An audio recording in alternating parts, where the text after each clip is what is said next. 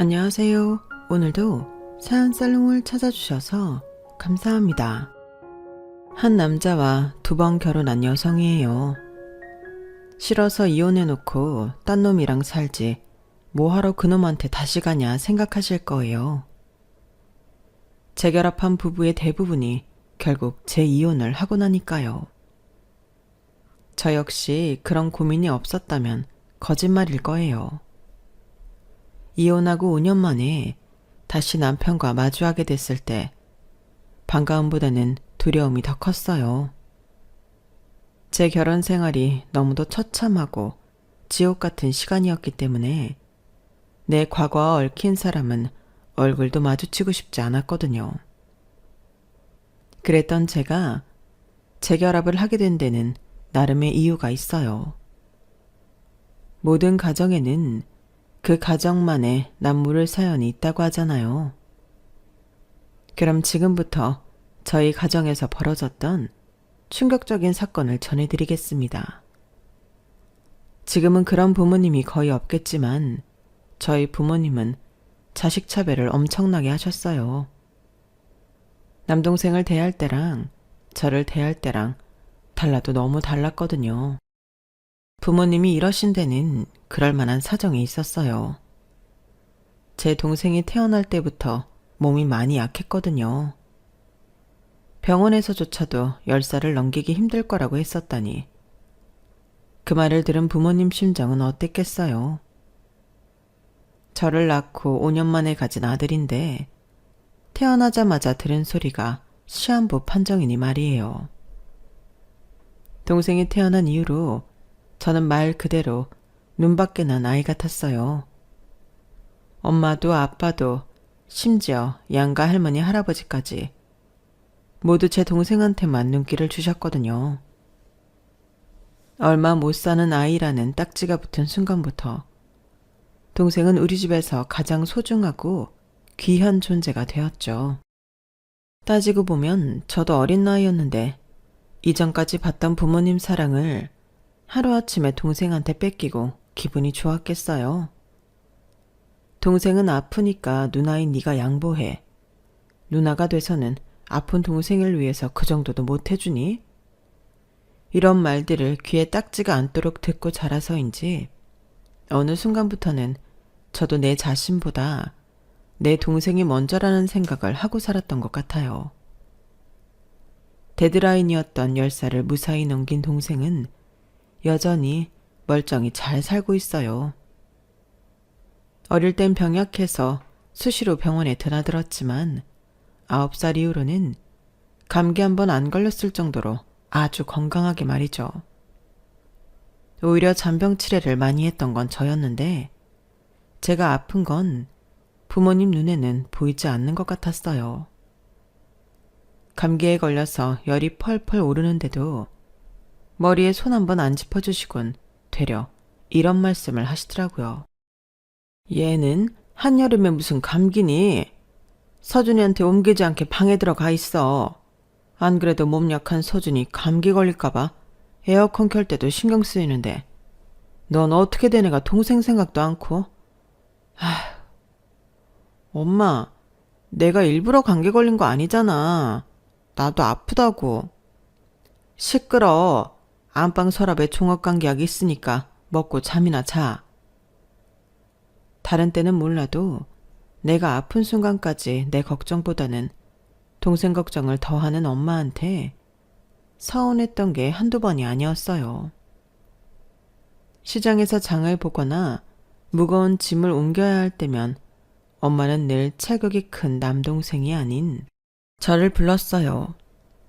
그게 익숙해져서 그런지 저희 남매가 성인이 된 후에도 엄마는 늘 힘든 건 제게 맡기셨죠. 동생은 183cm 키에 몸무게가 82kg나 나가는 거구고 저는 158cm에 50kg도 안 되는 왜소한 체격인데도 말이죠. 그래서일까요? 동생은 어릴 때부터 귀찮고 힘든 건 전부 저한테 떠넘겼어요. 맛있는 건 당연히 지 입으로 들어가야 되는 걸로 알았고요. 아빠가 하시던 가게가 경기 불황으로 전보다 매출이 떨어져서 집안 형편이 많이 안 좋아졌는데도 씀씀이는 여전했어요. 남들은 자기 손으로 돈을 벌어 부모님 용돈을 드릴 나이에 여전히 부모님 카드로 PC방을 다니고 친구들과 술을 마시고 여름이면 제주도로 해외로 여행을 다녔죠. 군 제대 이후에도 달라진 건 없었어요. 지가 원하는 걸 들어주지 않으면 밥을 안 먹겠다고 부모님을 압박하곤 했으니까요. 20살도 훨씬 넘은 성인이 이게 뭐 하는 짓인가 하겠지만 밥 안 먹겠다는 동생의 협박이 적어도 저희 부모님한테는 잘 먹히는 카드였거든요. 아무리 예쁜 자식도 자꾸 응석을 받아주다 보면 버릇이 나빠지기 마련이잖아요. 제 동생이 그 나이 먹고도 정신을 못 차린 건 따지고 보면 저희 부모님의 유별난 아들 사랑 때문인지도 몰라요. 동생한테는 그렇게 한없이 유한 부모님이었지만 제게는 달랐어요. 실업계 고등학교를 졸업하고 바로 사회생활을 시작한 저는 꼬박꼬박 월급의 70%를 은행에 저금했어요. 지출이 큰 달은 그걸 메우기 위해 주말에 아르바이트도 하기도 했고요. 제가 길을 쓰고 돈을 모았던 건 저희 부모님 때문이었어요. 아빠 가게가 장사가 안 돼서 자주 적자가 났고 그럴 때마다 카드로 서비스를 받아 가게 월세를 내고 식자재 구입을 하는 게 마음에 걸려서 조금이라도 도움을 드리고 싶었거든요. 매달 몇십만 원씩 찔끔찔끔 들여봐야 티도 안 나고 해서 목돈을 만들어 드리곤 했었죠. 그러다 보니 매달 열심히 저축을 해도 제 통장은 늘 텅 비곤 했어요. 그래도 그때는 내가 번 돈이 부모님께 도움이 된다는 사실만으로도 뿌듯하고 아깝지 않더라고요. 적어도 제 돈을 받을 때만큼은 제게 감사 인사를 하시는 것도 은근히 즐겼던 것 같아요. 그렇게 밑빠진 독에 물을 부어가며 제 20대 끝자락을 향해 달려가고 있었어요. 하루는 퇴근 후 집에 갔는데 무슨 잔칫날처럼 상다리가 부러지게 한 상이 차려져 있더라고요. 가족들 생일도 아닌데 무슨 일인가 했죠. 평소에는 아빠랑 가게 일을 하고 계실 시간에 엄마가 집에서 음식을 하고 있는 것도 그렇고 퇴근한 저를 반기시는 것도 그렇고 뭔가 있긴 한 것 같았어요. 엄마, 오늘 무슨 날이야? 이게 다 뭐야? 잡채에 갈비에. 무슨 날은 너 잡채랑 갈비 좋아하잖아. 회사 일 하느라 힘들 텐데 몸보신이라도 좀 하라고 만들었어. 간이 맞나 모르겠네. 아빠도 오늘은 일찍 가게 문 닫고 오실 거야. 넌 일단 씻어. 제가 잡채랑 갈비를 좋아한 게 하루 이틀 일은 아니었지만 그렇다고 엄마가 무슨 날도 아닌데 저를 위해 그런 음식을 해주신 적은 단 한 번도 없었어요. 그래서 더더욱 마음이 불편하더라고요. 뭔가 대단한 걸 부탁하려고 하시는 것 같았거든요. 아니나 다를까 씻고 나와보니 아빠랑 남동생이 식탁에 앉아 저를 기다리고 있더라고요. 엄마는 제가 나올 때를 대비해 찌개를 데우고 있었고요. 사형 집행 전 마지막 만찬을 하는 심정으로 제자리에 앉자 남동생이 대뜸 제 밥그릇에 갈비 한 대를 올려주더라고요. 누나, 많이 먹어. 그러자 엄마가 마치 각본이라도 짜놓은 것처럼 그러는 거예요. 역시 누나 생각하는 건 우리 서준이밖에 없네. 서연아, 뭐해? 얼른 먹어봐. 네 입맛에 맞게 한다고 했는데 양념이 제대로 됐나 모르겠다. 그래, 배고플 텐데 어서 먹어. 우리 딸 덕분에 아빠도 간밤에 갈비찜을 다 먹게 됐네. 자, 다들 듭시다. 마치 행복한 가정을 연기하는 배우들처럼 어찌나 어색한 대사를 날리는지 밥을 먹기도 전에 속이 꽉 막히는 것 같았어요. 그래서 들고 있던 젓가락을 내려놓고 물었죠. 뭔데? 무슨 부탁을 하려고 비싼 소갈비에 잡채까지 해서 바치는 거야? 얘는 무슨? 엄마가 딸 위해 맛있는 것도 못 해주니? 기집애가 말을 해도 꼭 그렇게 하더라. 정말이야? 나한테 바라는 거 없어? 그런 거면 미안해. 잘 먹을게. 내심 찜찜하긴 했지만 퇴근 후라 몸도 피곤하고 빨리 들어가 자고 싶다는 생각에 서둘러 밥을 먹었어요. 그런데 밥을 먹자마자 과일 먹자며 싫다는데도 굳이 거실로 부르지 뭐예요. 자, 이거 먹어봐. 네가 좋아하는 한라봉이야. 알이 커서 그런지 얼마나 비싼지 몰라. 한라봉은 알이 커야 맛있다 그래서 큰 걸로 샀어. 우리 딸이 좋아하는 거라서 특별히 산 거니까 남기지 말고 다 먹어. 이쯤 되면 아무리 눈치가 없는 사람이라도 의심을 안 할 수 없겠더라고요. 엄마도 그렇고 아빠도 그렇고 아까부터 할 말이 있는 사람들처럼 제 눈치를 살피는 게 너무 빤히 보여서 짜증났어요. 그때였죠. 아빠가 입술을 달차기시더니 그러시는 거예요. 서연아, 너 회사 다닌 지 벌써 8, 9년 됐지? 올해가 9년 차지. 그건 왜? 그럼 은행 대출은 얼마나 받을 수 있니? 그 말에 들고 있던 한라봉을 조용히 내려놓았어요. 그동안 번 돈을 다 들였는데도 모자라 이제는 대출까지 받아달라고 하시는 게 너무 화가 났거든요. 여보, 내가 얘기할게. 서연아, 싫은 말이야. 이번에 가게 주인이 보증금을 올려달라고 그러지 뭐니. 너도 알다시피 장사도 안 되는데 은행에서 대출이 되겠니? 안 그래도 월세 낼 때마다 카드 현금 서비스 받아내는 형편인데 그렇다고 사채를 쓸 수는 없잖니. 막말로 사채 쓰고 네 아빠랑 내가 먼저 죽기라도 해봐. 그 돈 누가 갖게 되겠니? 이자는 좀 비싸? 그래도 다행인 게 네 아빠 앞으로는 대출이 안 돼도 네 앞으로 직장인 대출을 받을 수 있다더라고. 이자도 싸다더라. 오죽하면 아빠가 너한테 돈 얘기를 꺼내시겠어. 믿을 구석이라곤 너밖에 없으니 어쩌겠니. 눈물까지 글썽이며 대출을 받아달라 부탁을 하시는데 순간 목구멍이 꽉 막히는 것 같았어요. 머리로는 거절해야 한다는 걸 알았지만 내가 안 해주면 정말 사채라도 쓰실 것 같은 불안함에 딱 찰나 거절도 못하겠더라고요. 그래서 한숨만 푹푹 쉬고 앉아 있었는데 아빠가 자리를 박차고 일어나시며 그러시는 거예요. 방금 얘기는 못 들은 걸로 해라. 부모가 돼선 자식한테 대출 받아달라는 소리라는 게 아니었어. 어떻게든 내가 알아서 할 테니까 넌 신경 꺼라. 그리고 다 늦은 시간에 밖으로 나가셨어요. 엄마는 현관문 앞에서 전전긍긍하시다가 제가 오니 손을 덥석 잡으셨죠. 서연아, 딱 한 번만 도와줘. 네 아빠 말은 저렇게 해도 어디 가서 10,000원짜리 한 장 못 구해오는 사람이야. 네 아빠 이러다가 나쁜 생각이라도 하면 어쩌니?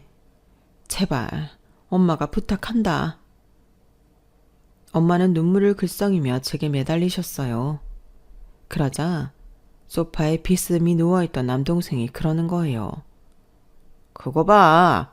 내가 안 해줄 거라고 그랬지? 따지고 보면 자식도 남이라고. 그런데도 엄마랑 아빠는 누나가 해줄 거라 믿었다니. 완전 헛다리 짚은 거지. 괜히 음식 차린다고 없는 돈만 썼지 뭐. 안 그래? 빈정대며 다리까지 떨고 있는 꼴을 보니 속에서 불이 났지만 눈앞에서 훌쩍이는 엄마를 보니 마음이 흔들렸어요. 결국 저는 주거래은행에 찾아가 제가 받을 수 있는 최대한의 금액을 대출받아서 부모님께 드렸어요. 아빠는 무슨 수를 써서라도 이자랑 원금은 꼭 갚겠다고 하셨지만 사실 기대도 안 했어요. 그랬더니 정말 원금은커녕 이자도 한번 안 내시더라고요.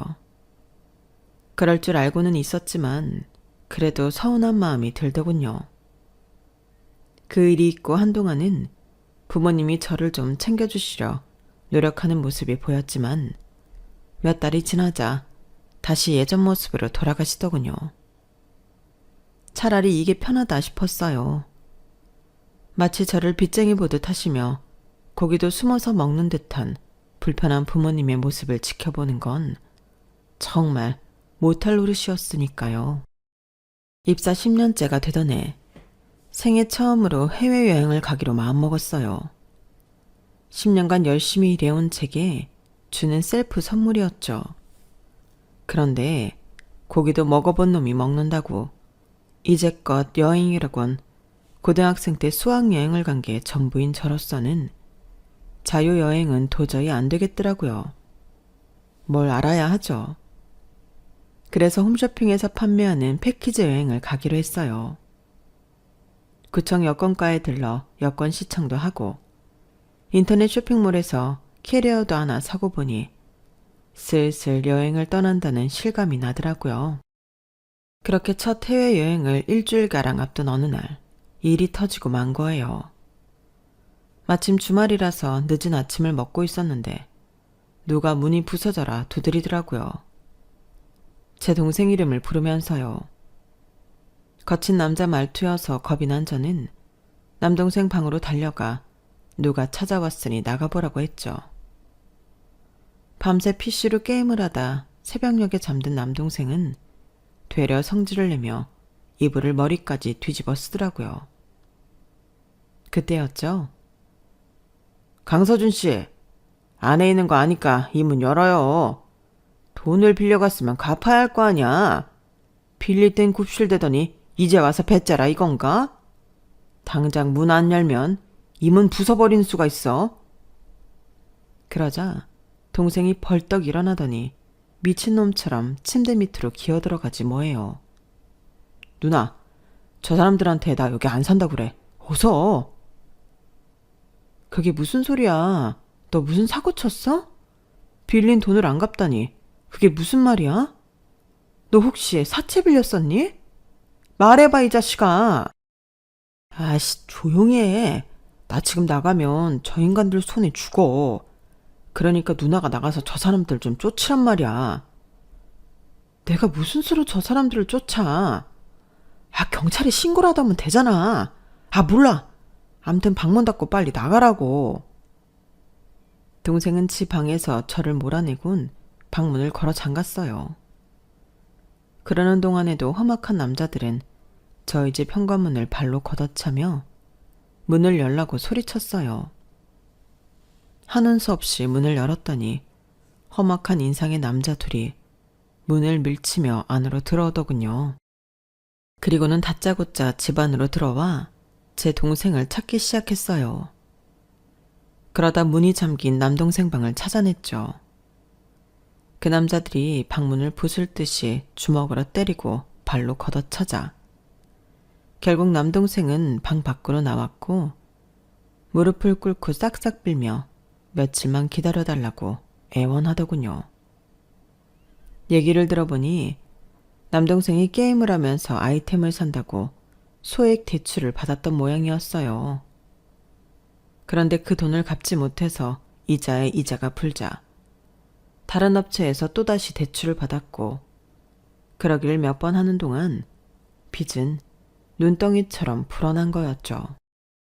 마지막으로 빌린 곳이 그날 집에 찾아온 사채업자가 하는 업장이었는데 원금 자체가 크다 보니 금세 이자도 엄청나게 불어서 더는 어쩌지도 못하는 상황이 되어버린 거예요. 부모님께 돈을 달라고 사정을 해봤지만 가게 장사도 안 되는 마당에 부모님이 그 빚을 갚아줄 여력이 있겠어요? 결국 제가 여행 가려고 마련해둔 돈으로 한 달 이자를 물어주고서야 험악한 사채업자들은 돌아갔어요. 그날 밤 온 가족이 모여 이번 사태 수습에 대한 이야기를 나눴는데 알고 보니 동생이 그동안 사채빚 갚느라 부모님께 돈을 받아간 게 한두 번이 아니었어요. 수년간 같은 일이 반복되었고 제가 한 번씩 목돈을 드렸던 것도 고스란히 동생 놈이 진 빚 이자를 갚는데 나갔더라고요. 엄마 아빠는 지금까지 그런 일이 있었으면 나한테 말을 했어야 할 거 아냐. 내가 어떻게 번 돈인데 그걸 저 자식 사채 빚 갚는 데 써. 그래놓곤 나한테 은행 대출까지 받아달라 그런 거야?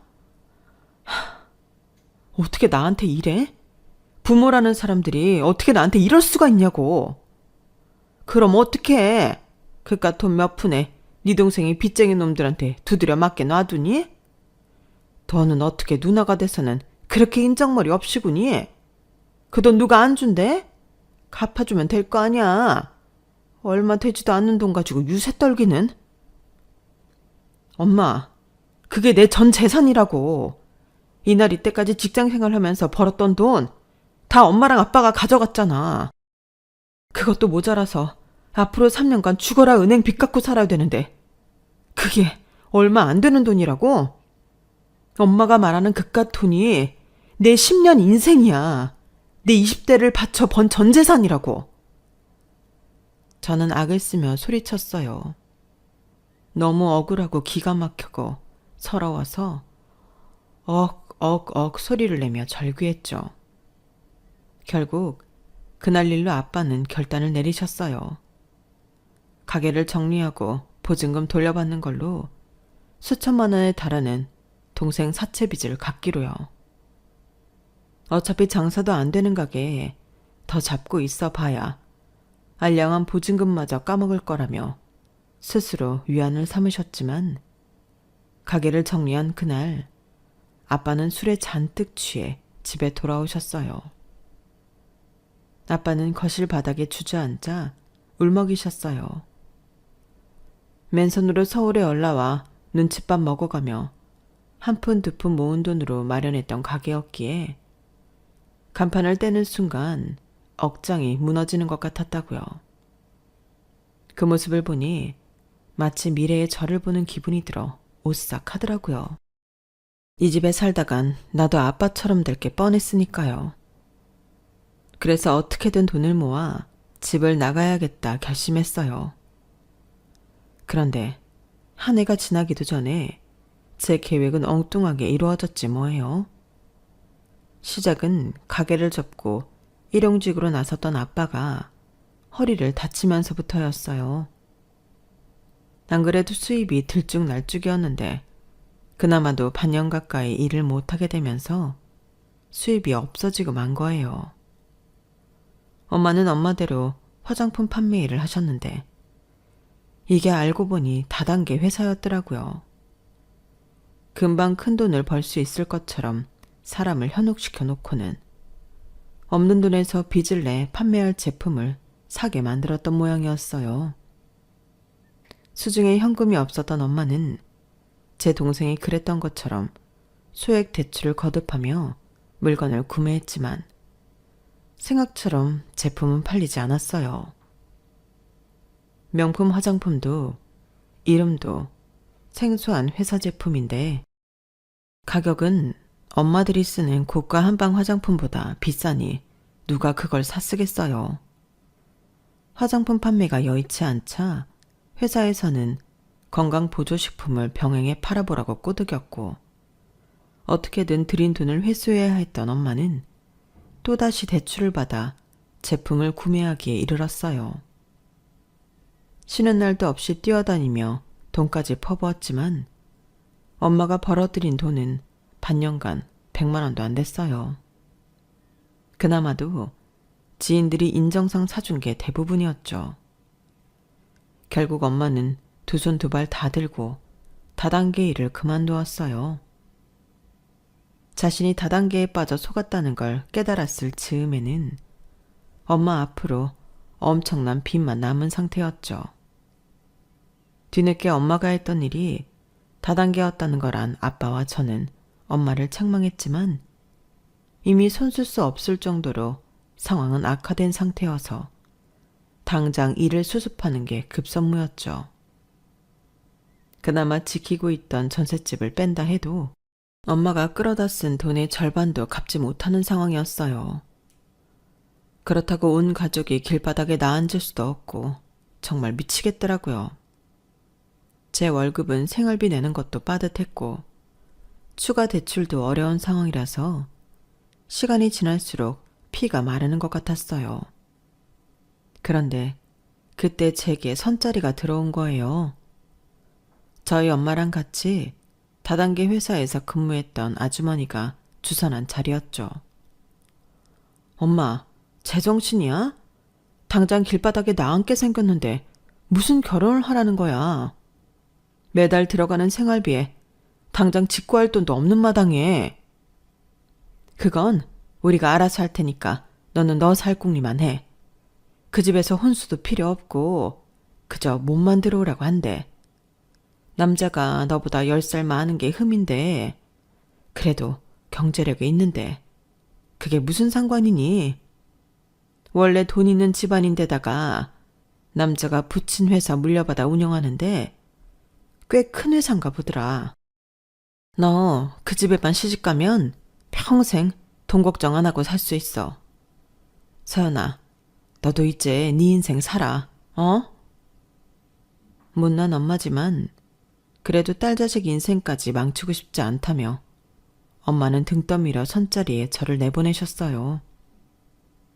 가족들 버리고 나 혼자 살자고 나간 선자리였기에 마음이 편하지 않더라고요. 더군다나 상대 남자 태도가 마음에 안 들어서 더 그 자리가 불편했던 것 같아요. 한눈에 봐도 부티가 흐르는 남자는 웃음기 하나 없는 얼굴로 몇 마디 물어보곤 회사에 급한 일이 있어서 들어가 봐야 된다며 먼저 일어났어요. 엄마는 마치 선자리에만 나가면 결혼은 당연한 사실처럼 말했었는데 제가 보기엔 아닌 것 같더라고요. 남자가 저를 탐탁치 않게 생각하는 것 같았거든요. 하긴 학벌도 그렇고 집안 사정은 더 형편없으니 이런 저랑 뭐하러 결혼을 하겠어요. 그럼에도 불구하고 이 남자가 선자리에 나온 이유는 하나였어요. 선자리를 주선한 사람이 엄마한테도 말을 안 한 모양인데 글쎄 남자한테 이혼 경력이 있었어요. 처음부터 숨길 생각이 없었는지 자기 입으로 먼저 얘기하더라고요. 걱정하고 나온 거에 비해 너무 일찍 끝나버린 선자리로 결혼은 물 건너갔다 생각하며 집에 돌아왔어요. 그런데 엄마가 세상 다 가진 사람처럼 환하게 웃으며 그러지 뭐예요. 얘, 그쪽에서 네가 마음에 든대. 가능하면 바로 날 잡자고 하더라. 뭐? 그럴 리가 없는데? 정말 이 결혼 하자고 그래? 그렇다니까. 오 여사한테 방금 전화 왔어. 신혼집은 이미 마련돼 있으니까 몸만 들어오면 된대. 가구며 전자제품까지 다 채워져 있더라고. 아, 이제 안시름 놓겠다 얘. 얼떨떨한 상황에 정신을 차릴 겨를도 없이 제 결혼은 진행이 되었어요. 따로 상견례도 없이 결혼 전에 남자와 몇 번 따로 만나는 걸로 결혼 준비는 끝이 났죠. 예식장이며 신혼여행까지 남자 쪽에서 준비를 했거든요. 제가 한 거라고는 웨딩드레스 피팅을 하러 간 것 외엔 없었어요. 아, 남자랑 만나 결혼 반지를 고른 것도 제가 한 결혼 준비라면 준비겠네요. 순식간에 등 떠밀려 하는 결혼이라 정신은 없었지만 그래도 회사 일은 제대로 마무리 지으려고 결혼식 전전날까지 야근을 해야 했어요. 사실 결혼 후에도 일은 계속하고 싶었는데 남자 쪽에서 그건 안 된다고 못을 박더라고요. 내가 돈을 벌어야 우리 집 생활비를 마련할 수 있다고 했더니 대뜸 자기가 알아서 하겠다고 하더라고요. 해준다는 게 매달 정확히 얼마나 생활비를 내줄 수 있냐고 묻고 싶었지만 염치가 없어서 차마 입이 떨어지지 않았어요. 혹시 몰라서 퇴직금이 정산되면 그거라도 엄마한테 드리고 와야겠다 생각했죠. 남자가 재혼이라서 그런지 결혼식은 가족들만 모시고 조촐하게 치렀어요. 신혼여행은 몰디브로 떠났는데 난생 처음 가본 프라이빗 리조트가 너무 근사해서 동화 속 공주가 된 기분이 들더라고요. 신혼여행에 가서도 남편은 처음 만났을 때와 마찬가지로 무표정으로 일관했어요. 틈틈이 전화로 회사 직원한테 업무 보고를 받는 걸 보니 회사 일이 바쁘긴 한 모양이었어요. 만난 지도 얼마 안 되고 서로 간에 특별한 애정이 있는 것도 아니라서 첫날 밤을 보내는 게 무척이나 어색하더라고요. 여행 기간 중 가장 마음이 편했던 순간은 남편이 자는 동안 혼자 테라스에서 바다를 바라보는 시간이었어요. 내 인생에서 이렇게 평온한 시간이 있었나 싶은 게 꿈을 꾸고 있는 것 같더라고요. 그렇게 4박 5일간의 여행을 마치고 한국에 돌아온 우리는 바로 신혼집으로 갔어요. 결혼 전에 한 번도 가본 적이 없던 터라 내심 기대가 되더라고요. 집에 도착해보니 그 규모가 어마어마하더라고요.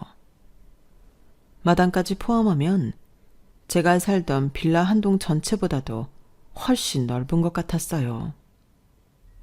이렇게 큰 집에서 우리 둘이 사는 건가 생각하니 기분이 묘하더라고요. 우리 집 식구들은 빚을 갚느라 살던 집보다 좁은 월세집으로 이사를 했는데 나만 이런 호사를 누려도 되나 마음이 불편하더라고요. 집 안으로 들어가 보니 저희를 기다리고 계시던 고모님이 그러시는 거예요. 먼저 어머니한테 인사부터 드려라. 네? 어머님이요? 결혼식 때도 혼주석에 고모님 내외가 앉아 계셔서 부모님이 모두 돌아가시고 없는 줄 알았기 때문에 저로서는 놀랄 수밖에 없었어요. 그런데 커다란 방에 다른 가구들 없이 병원 침대가 놓여있지 뭐예요. 그 침상 위에는 코에 산소호스를 낀 노부인이 죽은 듯이 누워 계셨어요. 제가 놀란 표정으로 바라보자 고모님이 불편한 기색으로 눈치를 주시며 그러시더군요. 앞으로 네가 모셔야 할 시어머니시다. 거동이 불가능하시니까 수시로 기계가 제대로 작동하는지 확인하고 산소호흡기가 빠지진 않았는지 잘 살펴야 한다. 욕창이 생길지 모르니까 자주 자세를 바꿔드리고 목욕은 일주일에 한 번 관리사가 와서 해주겠지만 그래도 매일 네가 물수건으로 닦아드려야 해.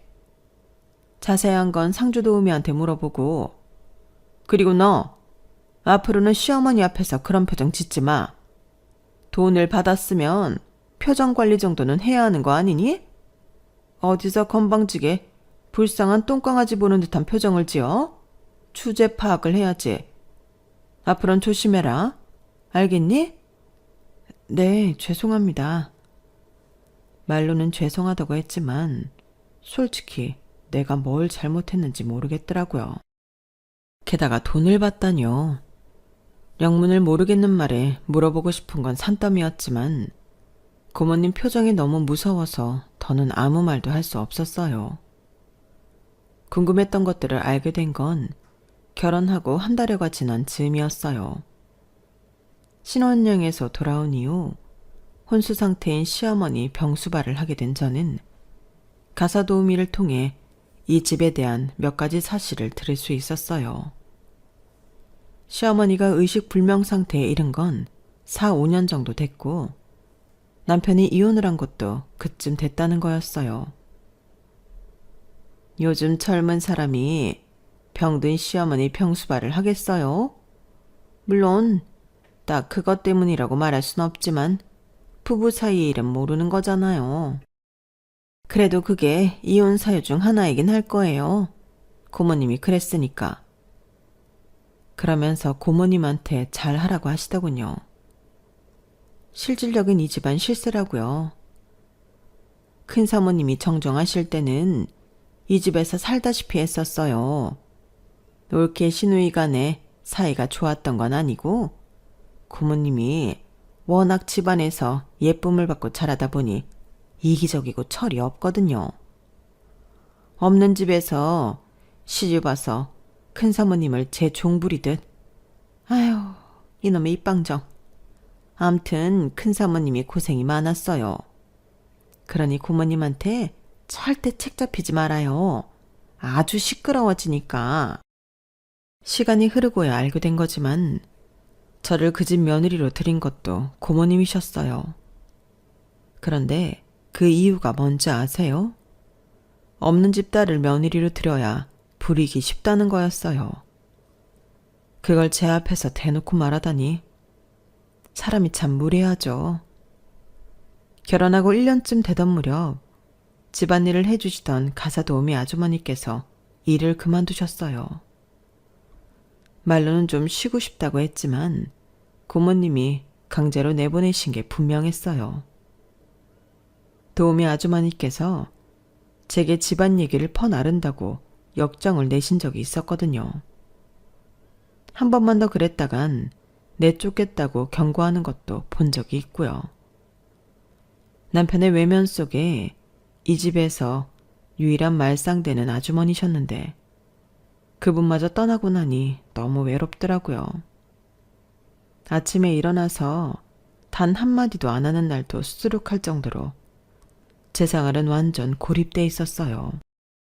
제가 이 집에 처음 들어오던 날 도우미 아주머니께서 왜 그렇게 저를 반기셨는지 알 것 같았어요.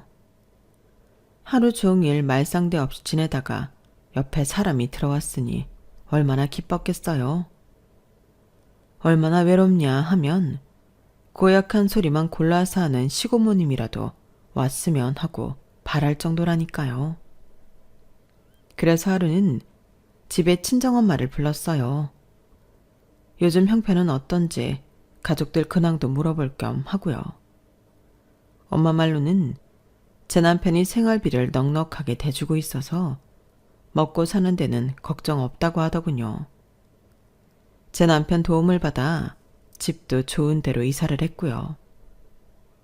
아빠는 아파트 경비 일을 하시고 엄마는 집에서 살림만 하신다고 했어요. 이게 다 제 덕분이라며 고마워하셨죠. 아, 제 동생은 이제야 철이 들었는지 아는 형 가게에서 일을 배우고 있다고 하더군요. 걱정했던 것과 달리 다들 잘 지내고 있는 것 같아서 안심을 했어요.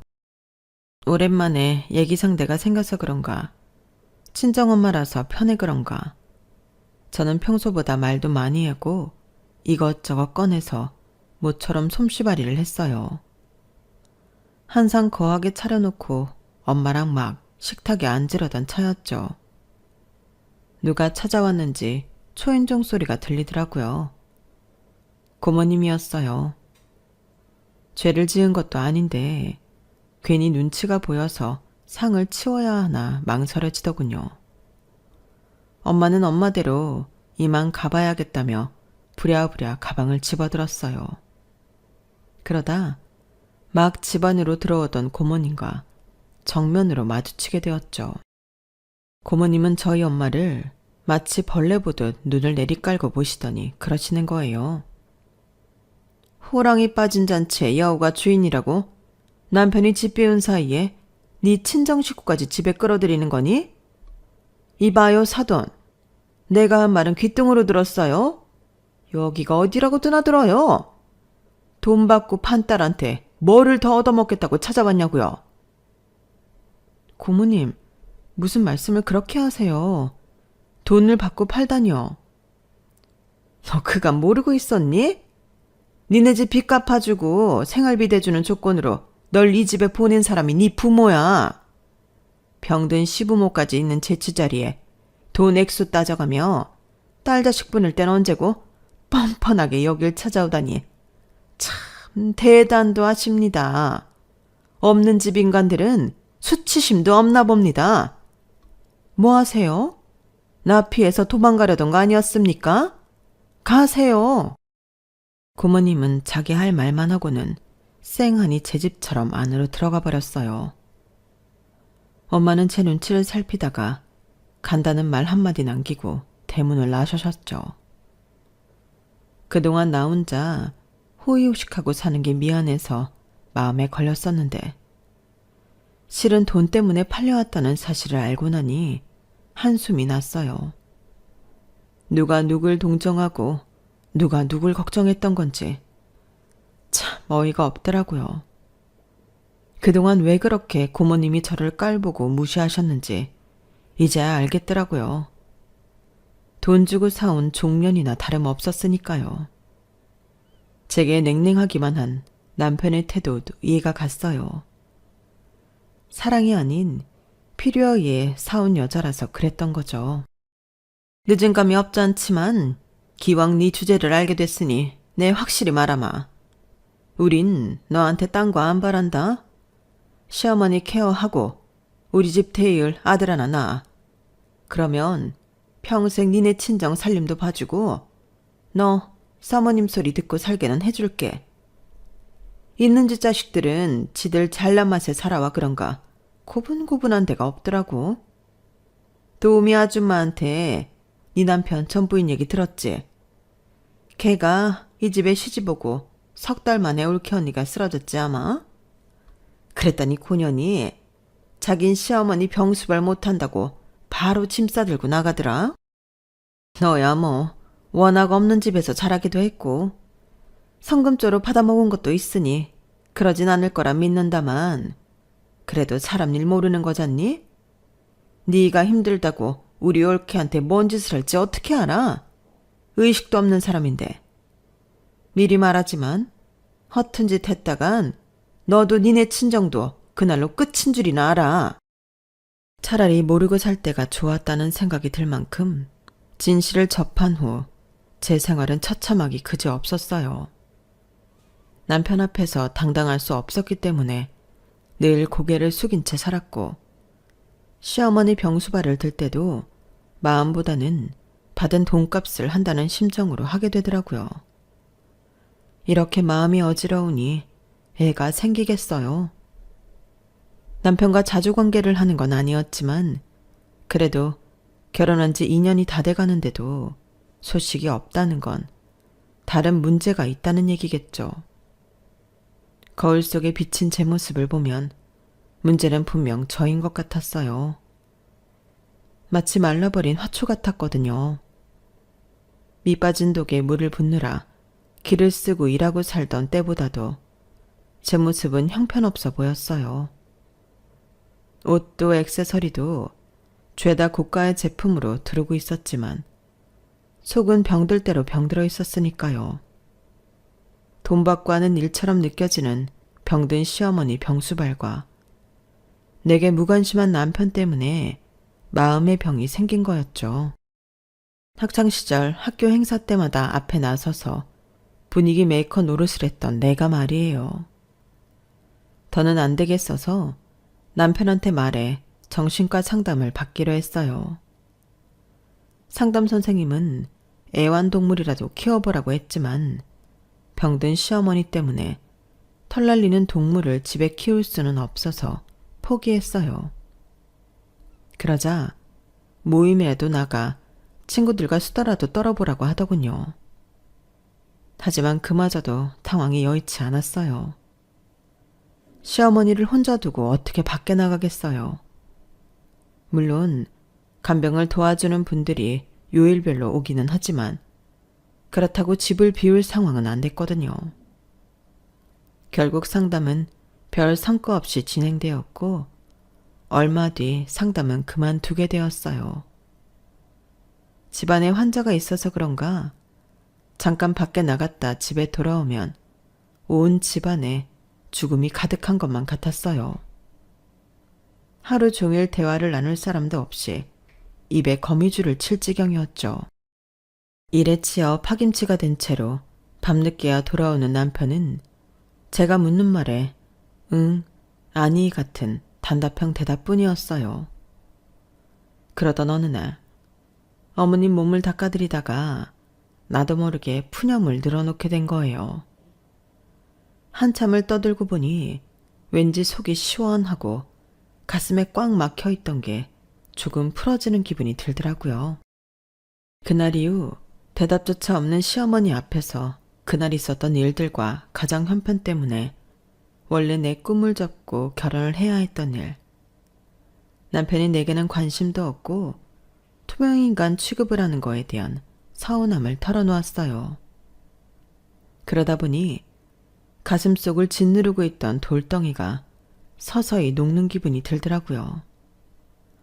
그래서 이후로는 아예 의식 없이 누워있는 시어머니한테 찾아가 마치 친구랑 얘기를 하듯 조잘대고 떠들었어요. 늘 똑같은 표정으로 계시는 시어머니인데도 왠지 제 말에 따라 다른 표정으로 대답을 해주시는 것 같은 착각이 들더라고요. 그렇게 1년 가까이 어머님과 은밀한 대화를 나누던 저는 조금씩 예전의 모습을 찾아가게 되었어요. 그리고 그렇게 바라던 임신이 되었죠. 그런데 제가 임신 사실을 전하자 남편 표정이 어두워지더라고요. 그리고 며칠 뒤 남편이 이혼을 요구했어요. 정확히는 동거를 끝내자고 하더군요. 애초에 혼인신고를 하지 않았으니 이혼을 할 필요는 없어. 그냥 동거를 끝내면 그만이니까. 그래도 이혼할 때만큼 위자료는 챙겨줄게. 혹시라도 아이를 낳는다면 위자료랑 더불어 양육비도 줄 거고. 하지만 임신 사실은 우리 집안의 비밀로 해. 특히 고모님한테는 그게 양육비를 주는 조건이야. 왜죠? 왜 임신하자마자 이혼을 하자는 거예요? 혹시 뱃속의 아이가 당신 애가 아닐까봐 의심돼서 그래요? 그러자 남편이 심드렁하게 그러는 거예요. 의심해야 돼? 우리가 서류상 부부 사이도 아닌데 내가 왜? 자기의 아이를 가졌다는데도 감정 없이 싸늘하게 나오는 남편을 보니 더는 이 남자랑 살붙이고 살 자신이 안 생겼어요. 그래서 남편이 제시하는 조건대로 받고 헤어졌어요. 남편과 헤어진 뒤 아이를 낳기 위해 친정과도 연락을 끊었어요.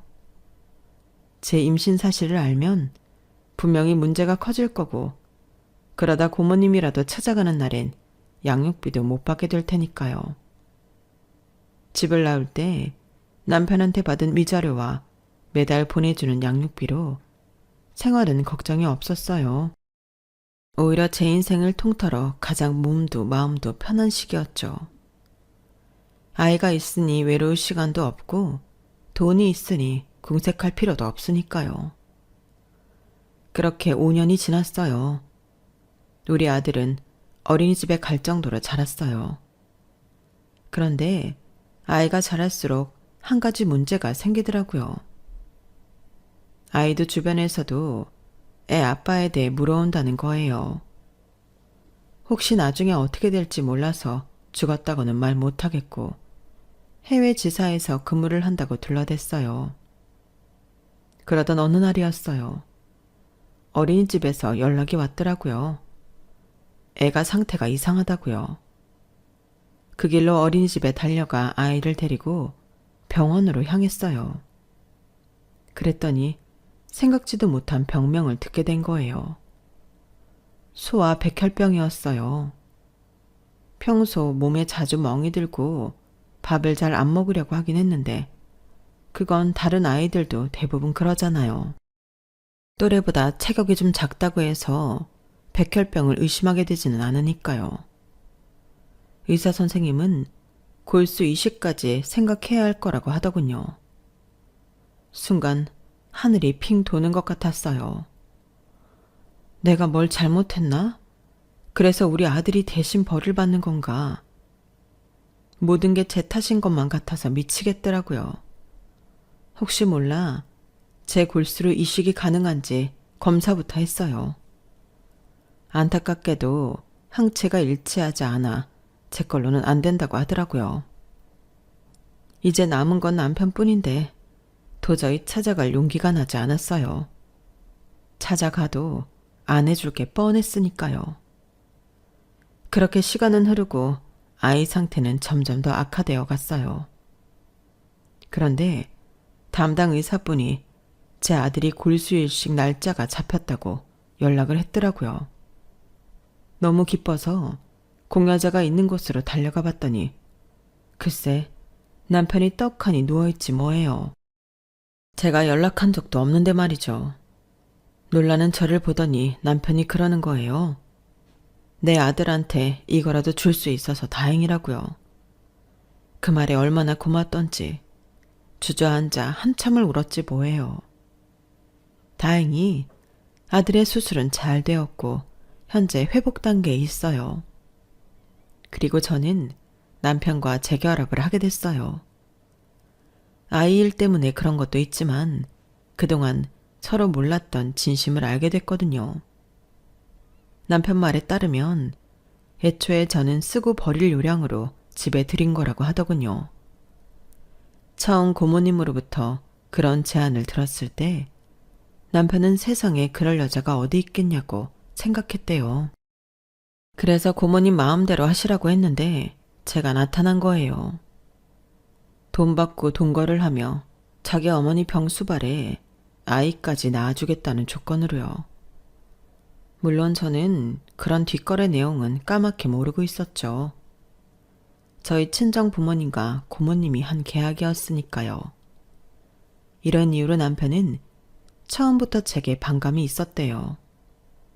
저를 처음 만난 날, 돈 때문에 나이 많은 남자랑 살겠다고 나온 제가 너무도 순수한 척하는 걸 보고 가증스럽다는 생각까지 했다더군요. 결혼기간 동안에도 남편은 제가 연기를 하고 있다고 생각했었나 봐요. 이상했어. 돈 받은 만큼만 하면 되는데 당신이 우리 어머니를 대하는 게 진심인 것 같았거든. 그래서 어머니 방 CCTV로 찍힌 영상을 자주 돌려보곤 했어. 그러다가 하루는 볼륨을 켜고 들었는데 그때 당신 얘기를 들을 수 있었어. 이 여자는 아무것도 모르고 이 집에 들어왔다는 사실을 그제야 안 거야. 당신이 임신을 했다는 말을 했을 때 사실 갈등이 됐어. 그냥 이대로 혼인신고를 하고 살까. 그런데 그럴 수는 없겠더라고. 혹여 나중에라도 자신이 저를 어떠한 생각으로 집에 들였는지 제가 알게 되면 서로에게 더 큰 상처가 될 것 같아서 저를 내보냈다고 했어요. 같이 살았다고 해도 아이를 낳은 순간 고모님은 저를 내보내려고 무슨 수는 썼을 거고요. 헤어진 뒤에도 남편은 업체를 통해 저와 우리 아들 소식을 전해 들었던가 봐요. 그러다 아이가 소아백혈병에 걸렸다는 것과 골수 이식을 해야 한다는 걸 알게 됐고 그 길로 달려와 준 거죠. 사실 남편이 밉지 않았다면 거짓말일 거예요. 저를 돈을 주고 산 여자 취급을 했던 것도 여전히 가슴 한구석이 아릴 만큼 서운하기도 하지만 그래도 한 번쯤은 이 남자의 진심을 믿어보고 싶어서 재결합을 결심했어요. 지금은 동거가 아닌 서류상으로도 아내가 되었고 더는 고모님 참견 없이 살고 있어요.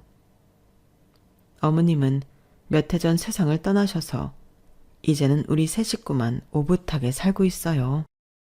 아직 지난날의 상처가 온전히 아물지는 않았지만 그건 살다 보면 딱쟁이도 생기고 그 자리에 새 살도 돋아날 거라고 믿어요. 그렇게 가족이 되는 거겠죠. 앞으로의 제 삶을 응원해 주세요. 더 용기 얻어 잘 살겠습니다. 지금까지 제 사연을 들어주셔서 감사합니다. 여러분의 앞날이 꽃밭이기를 진심으로 바랍니다. 여러분, 사연 댓글에 응원과 현명한 조언 부탁드려요. 좋아요와 구독은 저에게 큰 힘이 됩니다. 오늘도 좋은 일 가득하세요.